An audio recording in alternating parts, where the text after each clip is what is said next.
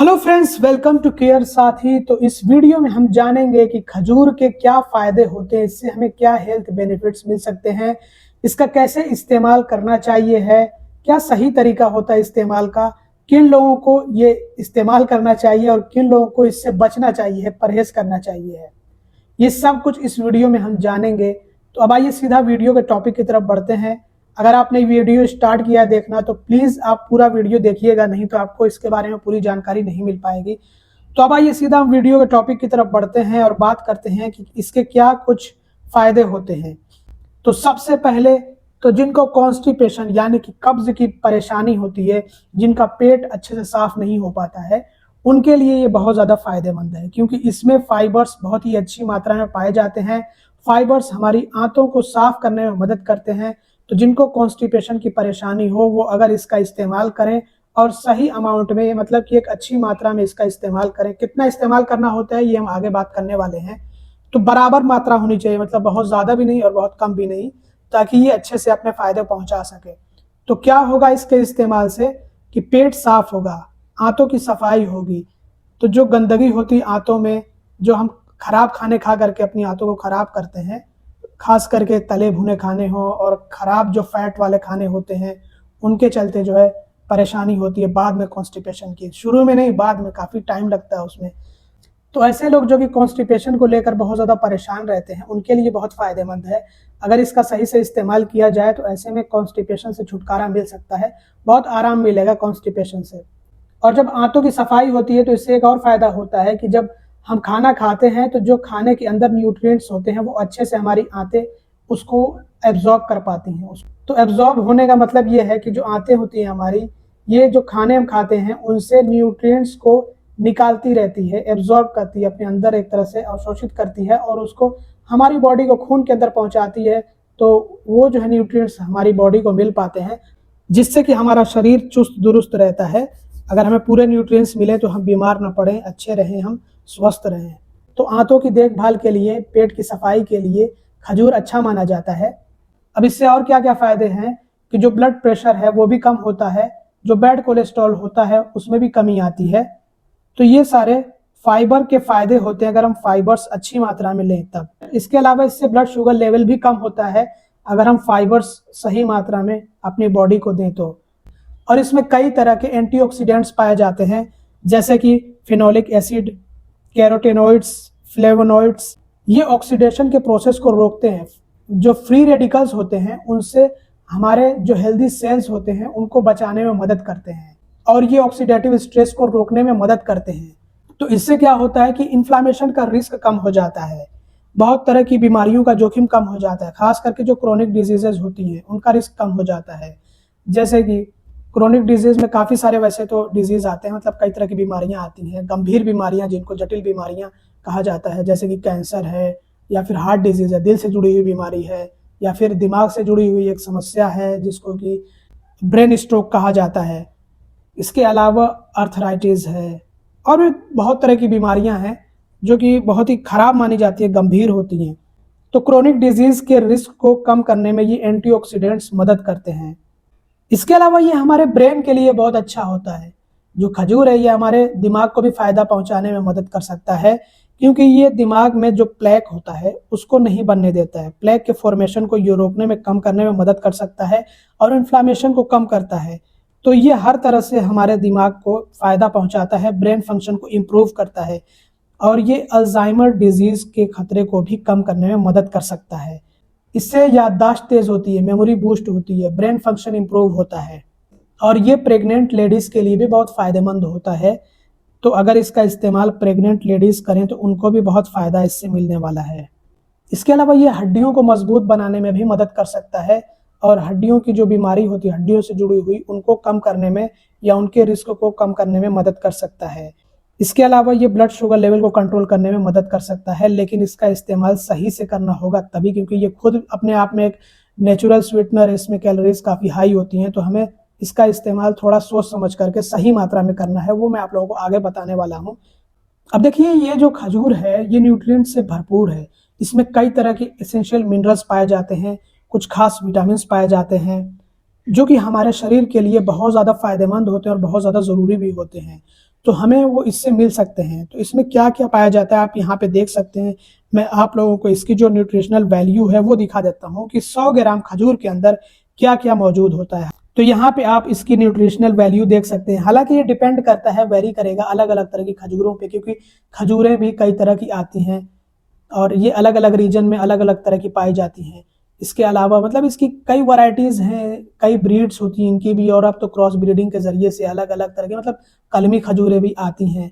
और कुछ सस्ती होती हैं, कुछ महंगी होती है। जिनका टेस्ट जितना अच्छा होगा, जो बड़ी होंगी, जो लज्जतदार होंगी, मतलब जो बहुत ज़्यादा डिलीशियस होंगी, वो महंगी होंगी। और जो मतलब दिखने में भी छोटी होती हैं या दिखने में भी अच्छी नहीं होती है, जिनका टेस्ट बहुत ज़्यादा अच्छा नहीं होता है, उनका प्राइस कम होता है। लेकिन मैं यही कहूँगा कि आप नॉर्मल वाला लीजिए, मतलब बहुत ज़्यादा महंगा वाला आपको लेने की ज़रूरत नहीं है। जो सूखे वाले इस तरह के खजूर होते हैं वो आपके लिए सही होते हैं। ज़रूरी नहीं है कि आपको बड़े बड़े से एकदम काले काले से वो वाले खजूर लेने, वो मतलब आपको अगर शौक है, पैसे हैं आपके पास, तो आप लीजिए, खाइए, उससे कोई इशू नहीं है।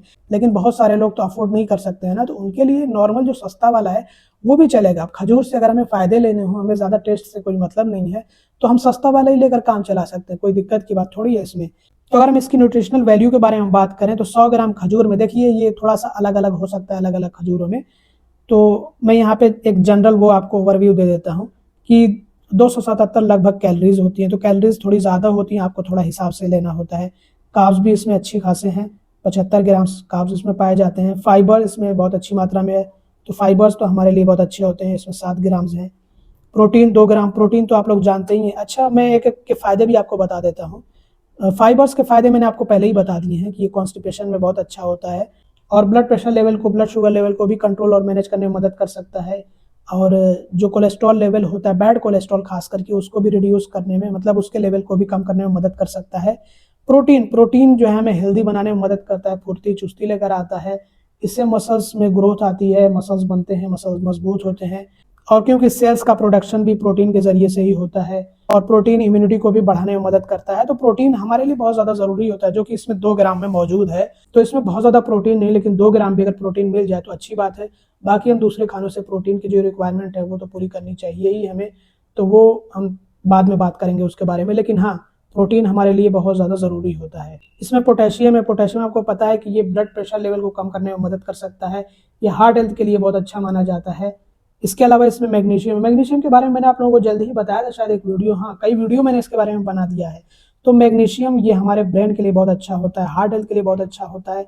ये हमारे ब्रेन को रिलैक्स करने में मदद करता है, दिल की बीमारियों के जोखिम को कम करने में मदद कर सकता है, हड्डियों को मजबूत बनाने में मदद करता है और मसल्स के लिए भी बहुत फायदेमंद होता है। जो ट्विचिंग होती है मसल्स के अंदर, मसल्स में जो अकड़न ऐठन आती है उसको भी कम करने में मदद कर सकता है, जो कि मैग्नीशियम की कमी के चलते होता है। तो मैग्नीशियम के अपने काफ़ी सारे फ़ायदे होते हैं, हमने इसके बारे में ऑलरेडी वीडियो बना करके आप लोगों को जानकारी दे रखी है।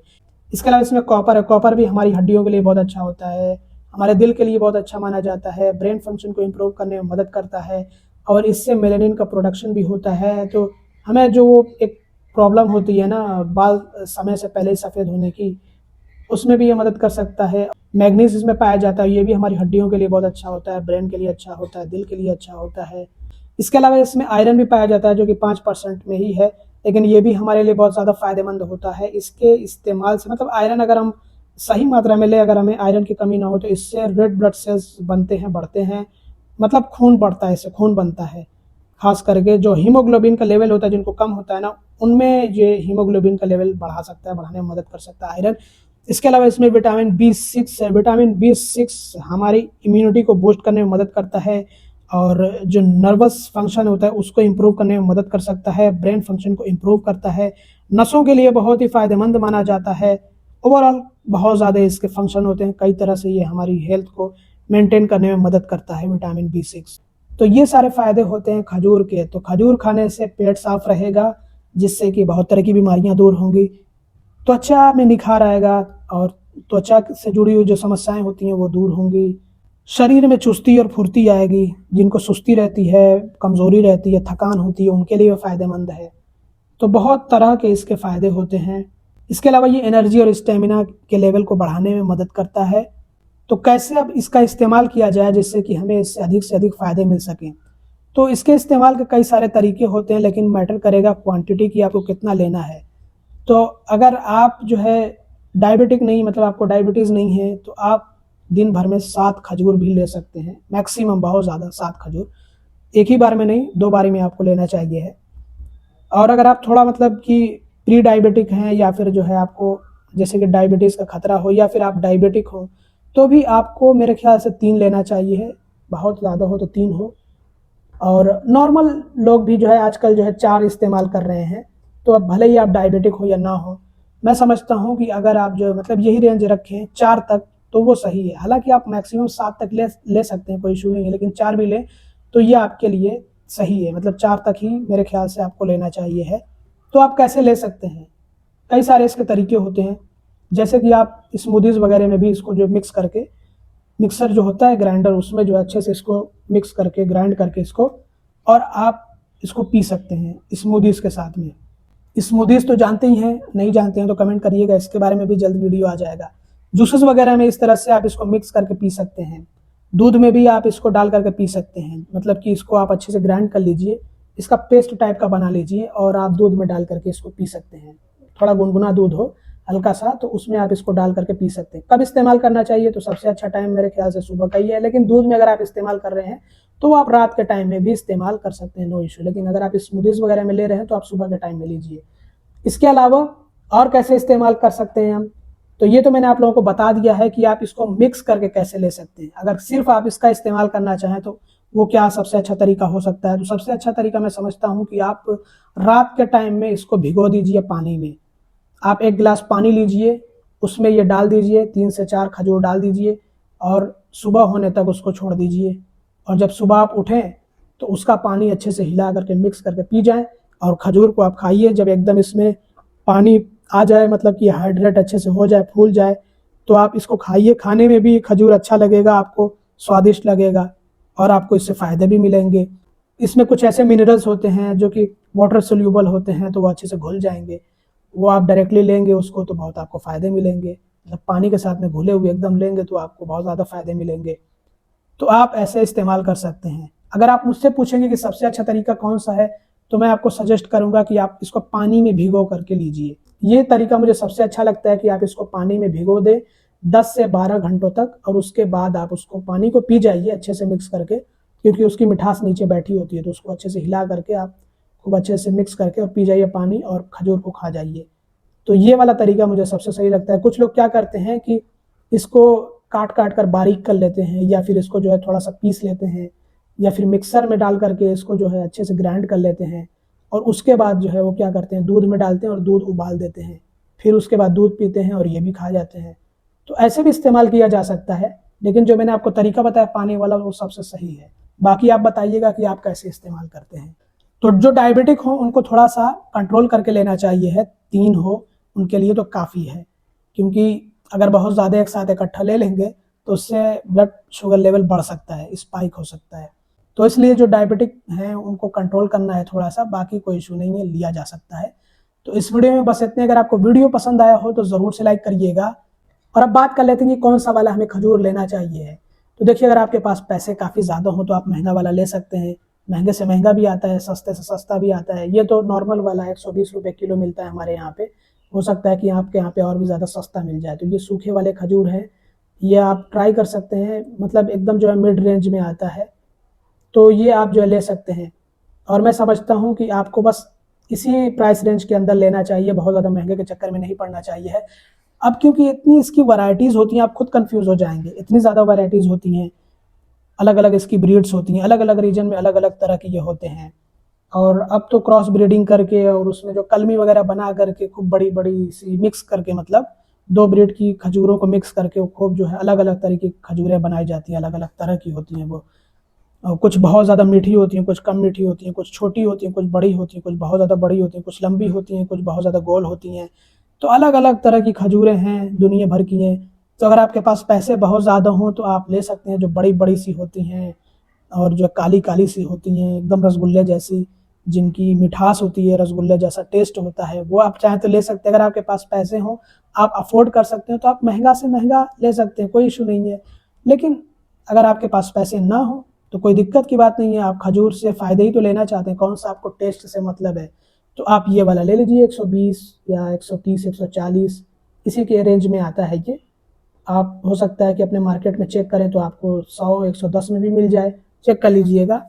तो मैं तो यही कहता हूँ कि अगर आपको फ़ायदे चाहिए हैं तो आप जो है सस्ता वाला ही लीजिए, मिड रेंज वाला ही लीजिए।